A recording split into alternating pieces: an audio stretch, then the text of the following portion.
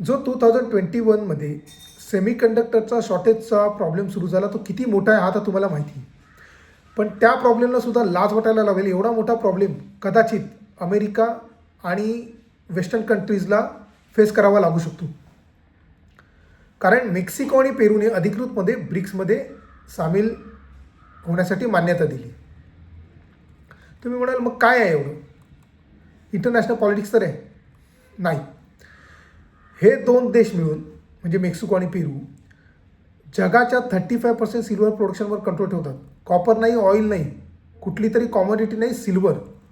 तो सिल्वर जो तुमच्या स्मार्टफोनमध्ये आहे, सोलर पॅनल्समध्ये आहे, इलेक्ट्रिक व्हेकल्समध्ये आहे आणि AI रिव्होल्युशन चालवणाऱ्या डेटा सेंटर्समध्ये.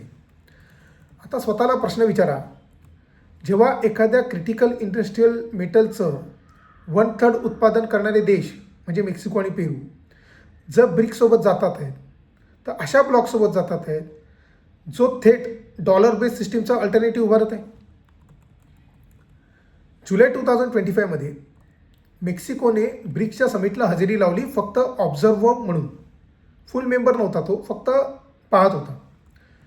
पण जिओ पॉलिटिकल चेस समजणाऱ्यांना माहिती होतं की ही इन्व्हिटेशन म्हणजे नक्की काय सिग्नल आहे. ब्रिक्स अमेरिकेच्या सगळ्यात मोठ्या ट्रेडिंग पार्टनरपैकी एकाला पिच करत होता, जो देश दरवर्षी 500 बिलियनची गुड्स US पाठवतो. नोव्हेंबर 2025मध्ये पेरूच्या काँग्रेसने सुद्धा ब्रिक्स मेंबरशिपसाठी फॉर्मल बिल इंट्रोड्यूस केलं आहे. आता या दोन्ही लॅटिन अमेरिकन देश आहेत. दोन लॅटिन अमेरिकन देश, दोन्ही मॅसिव्ह सिल्वर प्रोड्युसर्स आणि दोघे अचानक Russia, China, India, Brazil, south Africa यांनी तयार केलेल्या वेस्टर्न इकॉनॉमिक डॉमिनन्सला चॅलेंज करणाऱ्या ब्लॉकमध्ये इंटरेस्ट दाखवतात. अच्छा, सिल्वर इतका महत्त्वाचा काय आहे? कारण सिल्वर इन्स्टिट्यूटनुसार 2025मध्ये ग्लोबल सिल्वर डिमांड जी आहे ती 700 मिलियन आउन्सेस आहे. 700 मिलियन आउन्सेस ग्लोबल डिमांड आहे. म्हणजे तेवढी त्यांच्याकडे सिल्वरची ऑर्डर ऑलरेडी आहे. आणि त्यापैकी 50%पेक्षा जास्त डिमांड हा इंडस्ट्रियल यूजमध्ये येतो. म्हणजे सोलार पॅनलला सिल्वर पेस्ट लागते इलेक्ट्रॉनिक कंडक्टिव्हिटीसाठी, इलेक्ट्रिक व्हेकल्समध्ये सिल्वर लागतो बॅटरी सिस्टीम, चार्जिंग इन्फ्रा आणि इलेक्ट्रिकल कॉन्टॅक्टसाठी. आणि AI एक्सप्लोजनमुळे तर डेटा सेंटर्समध्ये सिल्वरची डिमांड अभूतपूर्व वाढली आहे. सर्व्हर्स आणि कूलिंग सिस्टमसाठी सिल्वरची अनमॅच कंडक्टिव्हिटी लागते. पण खरा प्रॉब्लेम इथंच आहे. 2021-2025मध्ये सलग 5 वर्ष सिल्वर मार्केट डेफिसिटमध्ये. थोडीफार कमतरता नाही आहे. 820 मिलियन आउन्सचा क्युम्युलेटिव्ह शॉर्टेज म्हणजे एका पूर्ण वर्षाच्या ग्लोबल प्रोडक्शन एवढा सिल्वर मार्केटमधून गायब आहे नाहीच आहे. 5 वर्ष सलग जगाने जितका सिल्वर वापरला मायनस तितका काढूच शकले नाहीत. त्याच्यामुळे डिमांड पुरीच होऊ शकत नाही आहे. काय होतं? प्राइसेस एक्सप्लोड होतात. 2020मध्ये सिल्वर कितीचा होता?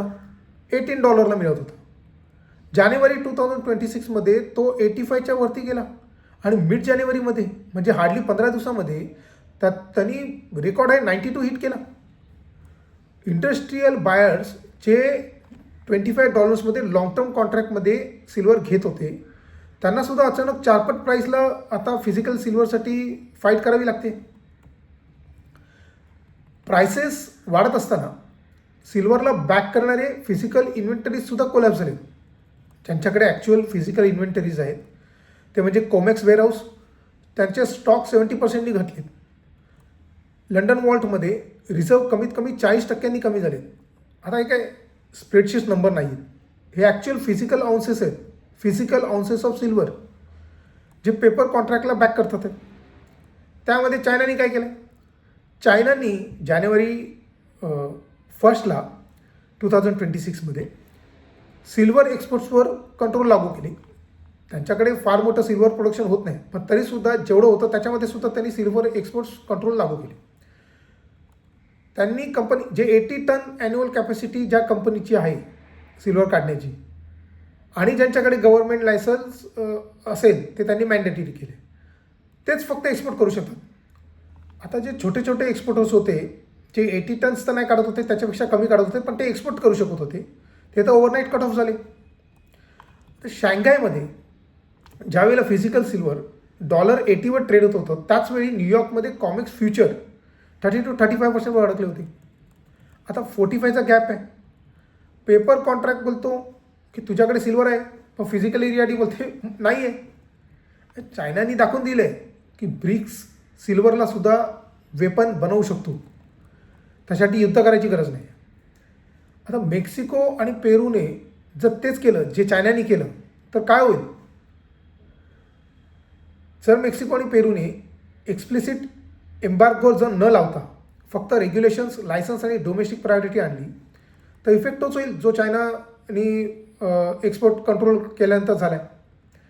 आणि फरक इतकाच आहे की चायनामध्ये एवढं सप्लाय नाही आहे जेवढा यांच्याकडे 35% ग्लोबल सप्लाय त्याच्यामध्ये इन्व्हॉल्व असेल. आता सिल्वर तुम्ही बोला मग सिल्वर माईन काढून काढत का नाही? पण सिल्वर मायनिंगचा प्रॉब्लेम आहे की 75% to 80% सिल्वर जो आहे हा बाय प्रोडक्ट म्हणून येतो.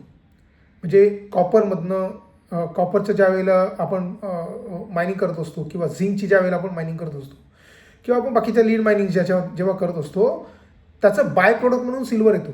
75% to 80% सिल्वर आपल्याला त्याच्यातूनच मिळतो. मायनर सिल्वरसाठी माईन करत नाही कारण तशा माईन्स नाही आहेत. म्हणजे सिल्वर प्रायसेस दुप्पट तिप्पट झाला तरी प्रोडक्शन लगेच वाढत नाही आहे.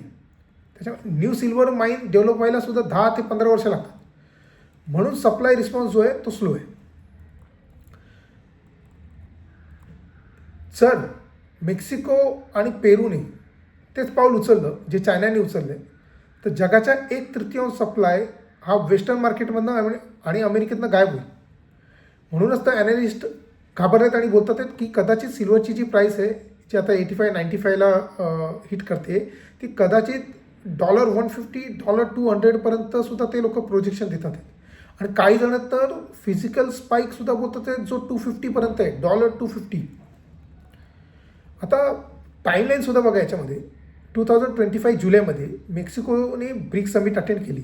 नोव्हेंबर 2025मध्ये पेरूने ब्रिक्स बिल इंट्रोड्यूस केलं आपल्या काँग्रेसमध्ये.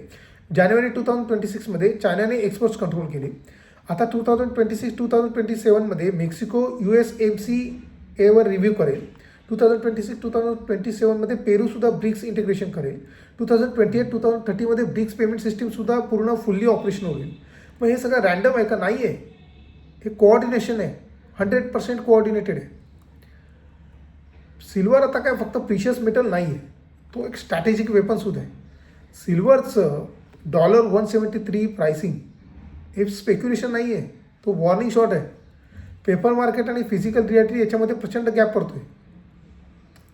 आता व्हिडिओ पॅनिकसाठी मी बनवत नाही आहे, हा फक्त अवेअरनेससाठी. जग तर बदलते, जग बदलते. कॉमोडिटीज म्हणजे सिल्वर, गोल्ड, पेट्रोल या सगळ्या गोष्टी वेपनाइज्ड होतात आहेत. याचा वेपन म्हणून वापर केला जातो. डॉलरचा जो डॉमिनन्स आहे हा चॅलेंज होतो आहे सारखा. डॉलर डिडॉलरायझेशनसुद्धा कदाचित पॉसिबल आहे. 2026-2027मध्ये हा कदाचित इन्फ्लेक्शन पॉईंट आहे. आता तुम्ही मॅथ करा, कन्क्लुजन स्वतः काढा. जेव्हा पश्चिम देशांसाठी सिल्वर फॉसेट बंद होईल तर असं नको व्हायला की त्यांनी ही सिच्युएशन कधी रीड केलीच नव्हती. ही त्यांच्यासाठी वॉर्निंग आहे. त्यांनी नंतर असं बोलायला नको की आम्हाला वॉर्निंग मिळाली नव्हती. Thank you so much.